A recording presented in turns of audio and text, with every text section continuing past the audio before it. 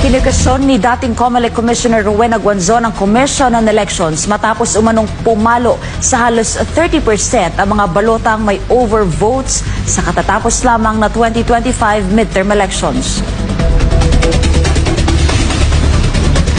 Sa datos mula sa NAMFREL, tinatayang aabot sa mahigit 17 milyong overvotes ang naitala sa balota para sa Senado na higit na mataas kumpara sa mga nagdaang eleksyon. Ayon sa tala mula taong 2010 hanggang 2022, nasa pagitan lamang ng 1.5 hanggang 2.5% ng mga balota ang may mga overvotes. Ngunit ngayong 2025, lumobo ito sa 29.89% o halos 30%.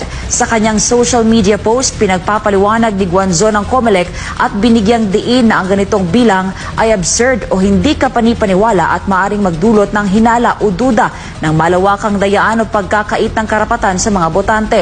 Sa harap ng lumalalim na agam-agam, nananawagan si Guanzon sa COMELEC na magpaliwanag sa publiko upang hindi mabahira ng duda ang integridad ng resulta ng nagdaang halalan.